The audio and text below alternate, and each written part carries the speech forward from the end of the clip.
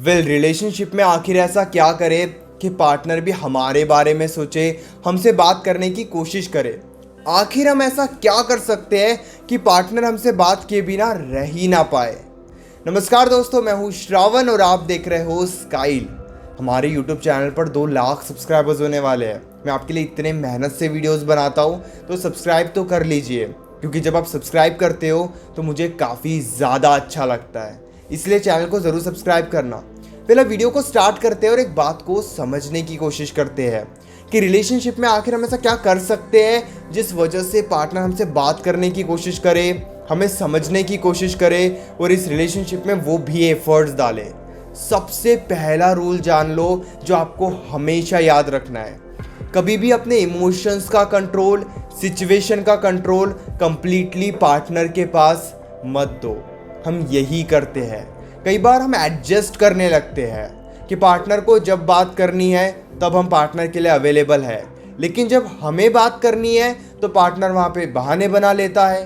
Partner की इच्छा नहीं है, पार्टनर को बात नहीं करनी है, पार्टनर बिजी है।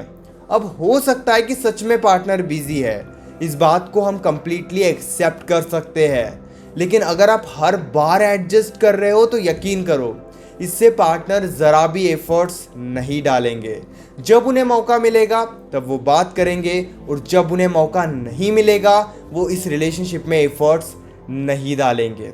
यहाँ पे आप क्या कर सकते हो, एक बात को समझो, अपने इमोशंस का कंट्रोल उन्हें मत दो। एक एग्जांपल देता हूँ मैं आपको। सुबह पार्टनर से बात कर रहे थे, किसी वजह से आपके और आपके पार्टनर के बीच में प्रॉब्लम हो गई, फाइट हो गई। अब आप भी परेशान हो गए, पार्टनर भी परेशान हो गया। अब आप पार्टनर को समझाने की कोशिश कर रहे हो, लेकिन पार्टनर तो समझने के लिए तैयार ही नहीं है। लेकिन पार्टनर शाम के वक्त आया और 2 मिनट में पार्टनर ने आपको समझा दिया। सुनने में कितना अच्छा लगता है ना, कि चलो पार्टनर आया, पार्टनर को गलती का एहसास हुआ, फिर पार्टनर ने हमको मना लिया। लेकिन यहाँ पे एक बात ये भी समझने की कोशिश करो कि जब पार्टनर को आप समझाने की कोशिश कर रहे थे तब कहीं ना कहीं पार्टनर ने उतना अटेंशन नहीं दिया। लेकिन पार्टनर को ये बात बहुत अच्छे से पता थी कि जब वो समझाने की कोशिश करेंगे, जब वो आपको मनाने की कोशिश करेंगे, तो वो आपको काफ़ी आसानी से मना लेंगे। यहाँ तक भी सिचुएशन बिल्कुल ठीक है कि चलो एटलीस्ट पार्टनर मनाने की कोशिश तो कर रहा है। लेकिन धीरे धीरे सिचुएशन ऐसी हो जाती है कि पार्टनर के अंदर एक कॉन्फिडेंस आता है कि आप उन्हें छोड़कर कहीं नहीं जाओगे। इसीलिए फाइट होने के बाद पार्टनर आपको और ज़्यादा इग्नोर करने लगता है। पार्टनर को फ़र्क ही नहीं पड़ता है, क्योंकि पार्टनर तो अपने ज़िंदगी में बिजी है। इसीलिए आप इस बात को समझो कि जब भी आपके बीच में फ़ाइट होती है, जब भी आप उनसे बात करने की कोशिश करते हो, उन्हें समझाने की कोशिश करते हो, तो आपको बहुत ज़्यादा कोशिश नहीं करनी है। अगर वो नहीं समझ रहे हैं तो थोड़ा स्पेस उन्हें भी दो। नाराज़गी आप भी रखो, नाराज़ होना भी ज़रूरी है, क्योंकि कहीं ना कहीं अगर आपको नाराज़ होना आता ही नहीं है, पार्टनर ने कुछ भी आपको बोल दिया, अरे पार्टनर है, पार्टनर की बातों का क्या ही बुरा लगाना।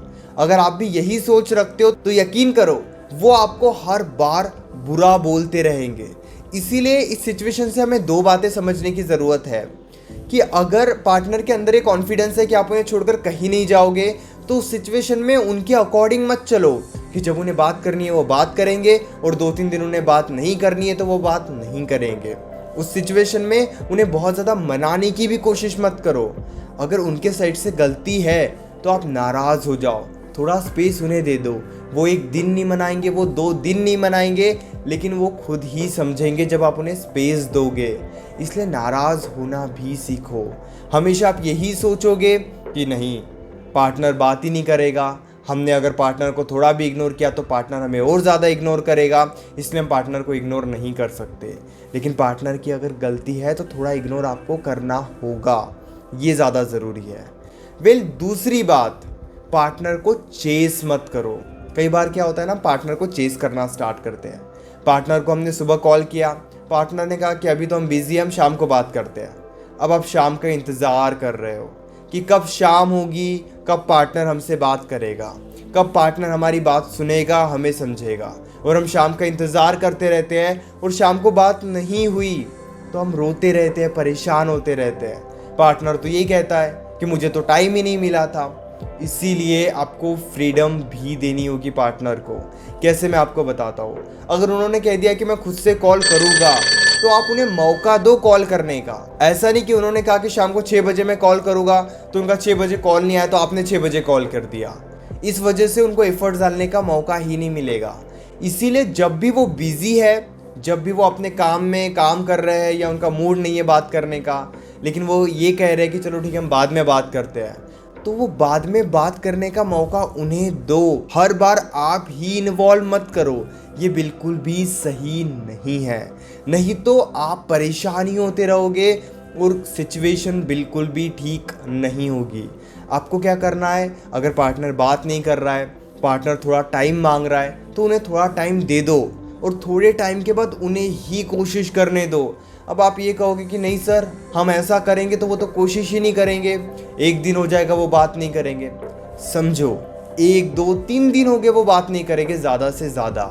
अगर सच में वो डिस्टर्ब है तो थोड़े टाइम में उनको खुद समझ में आ जाएगा, और जो ये अटैचमेंट है वो भी आगे आएंगे, क्योंकि अटैच तो वो भी है, लेकिन हम मौका नहीं देते हैं। और एक टाइम पे सिचुएशन ऐसी आ जाती है कि पार्टनर 1 हफ्ते तक बात नहीं करता, 10 दिनों तक बात नहीं करता।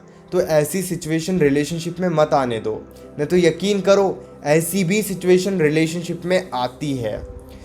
तीसरी बात बताने से पहले एक बात बताना चाहता हूँ। अगर आप अपनी प्रॉब्लम डायरेक्टली कॉल पर मुझसे डिस्कस करना चाहते हो, तो पेड कंसल्टेशन के लिए आप मुझे व्हाट्सएप पर मैसेज कर सकते हो। कॉल बुक करने के बाद हमारे बीच में कॉल पर जो भी बातें होगी वो कंप्लीटली सेफ और प्राइवेट रहेगी, इसीलिए प्राइवेसी की कोई टेंशन मत लीजिए।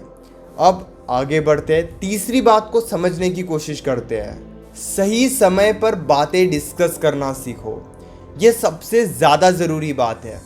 जब पार्टनर समझने के लिए तैयार नहीं है, जब पार्टनर अच्छे से बात नहीं कर रहा है, उसी वक्त हमें सारी बातें डिस्कस करने की आदत लग जाती है, उसी वक्त हम सारी बातें डिस्कस करने लगते हैं।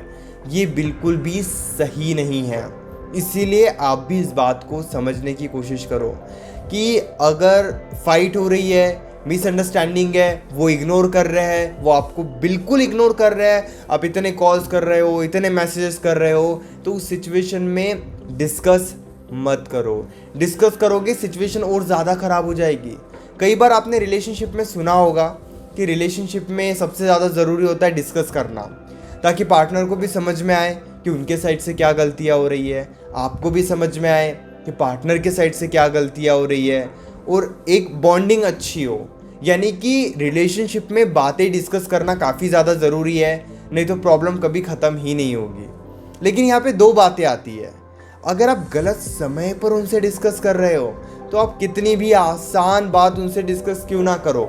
जैसे कि अगर आप उन्हें कहोगे कि 2 और 2 4 होते हैं, वो नहीं मानेंगे, वो ये कहेंगे कि नहीं 2 और 2 तो 6 होते हैं। अब आपके बीच में फाइट होने लग जाएगी। आप बिल्कुल सही हो, लेकिन अगर आप गलत सिचुएशन में डिस्कस कर रहे हो, तो यकीन करो उनका ध्यान आपके ऊपर नहीं आएगा, और जो भी बात आप उन्हें कहोगे वो उन्हें गलत ही लगेगी।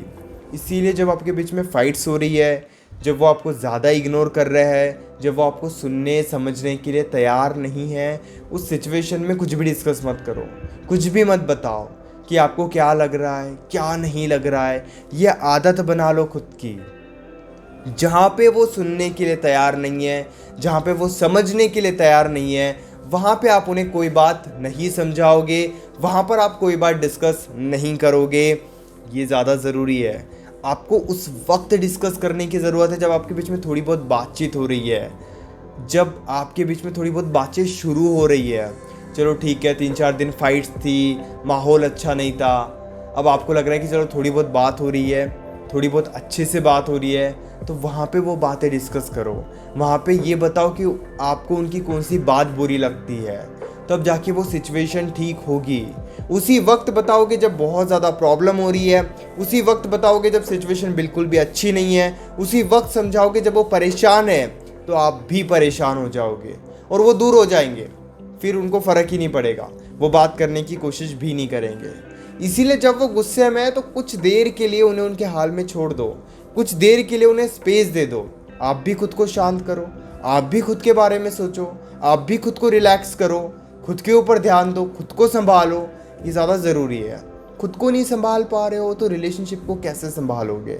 ओवरऑल ये बात काफ़ी ज़्यादा मैटर करती है कि अगर आप रिलेशनशिप में किसी के साथ रहना चाहते हो तो आपकी हैप्पीनेस काफ़ी ज़्यादा ज़रूरी है।